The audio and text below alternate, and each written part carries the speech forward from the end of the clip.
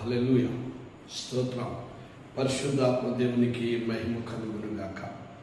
దేవుని మహాకృపను బట్టి ఈరోజు ఎంతోమంది చీకటిలో సంచారం చేస్తున్నారు, అంధకారంలో ఉన్నారు, బాధలలో ఉన్నారు, శ్రమలలో ఉన్నారు, కష్టాల్లో ఉన్నారు. అట్టి వారిని ప్రభు పిలుస్తున్నాడు, రండి నేను మీకు తోడుగా ఉంటాను అని చెప్పి. ఇక్కడ యెషయా గ్రంథంలో 60వ అధ్యాయం 1వ వచనంలో అన్నాడు, నీకు వెలుగు వచ్చి ఉన్నది, లెమ్ము తేజరిల్లుము, యెహోవా మహిమ నీ మీద ఉదయించును. ఆమేన్, హల్లెలూయా. దేవుని యొక్క వెలుగు, దేవుని యొక్క మహిమ నీ మీద ఉదయించుతుంది. ప్రియా దేవుని బిడ్డ, నా కుమారుడా, నా కుమార్తె, నీ ప్రార్థన దేవుడు వింటున్నాడు.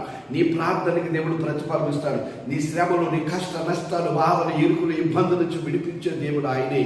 అందుకే అన్నాడు, ఇంతవరకు నువ్వు కృంగిపోయి ఉన్నావేమో, నీవు నలిగిపోయి వేసారిపోయావేమో, లే, నీకు దేవుడు తోడుగా ఉన్నాడు. దేవుడు నిన్ను పిలుస్తున్నాడు, నా బిడ్డ. ఇదిగో యెహోవా మహిమ నీ మీద ఉదయిస్తున్నాడు కనుక ఇదిగో కన్నులెత్తి చుట్టూ చూడు. యెషయా గ్రంథం 61వ వచనం అలాగే 4వ వచనంలో అన్నాడు, కన్నులెత్తి చుట్టూ చూడుము, వీరందరూ కూడుకుని నీ యొద్దకు వచ్చుచున్నారు, నీ కుమారులు దూరం నుండి వచ్చుచున్నారు, నీ కుమార్తెలు చంక పెట్టుకుని వచ్చుచున్నారు. భయపడకు, దేవుడు నీ కుటుంబాన్ని దీవిస్తాడు. నువ్వు వర్ధిల్లుతావు, నువ్వు ఆశీర్వదించబడతావు. ఎందుకంటే కొన్నిసార్లు నువ్వు కృంగిపోవచ్చు. నా బాధలేంటి, నా శ్రమలేంటి, నా కష్టాలేంటి, అయ్యా ఏంటి, నేనేం చేయాలని కృంగిపోతున్నామేమో. ధైర్యంగా ఉండు, లేమో తేజనేమో. నీ దేవుడు నిన్ను, నీ కుటుంబాన్ని దీవించి కాపాడును గాక.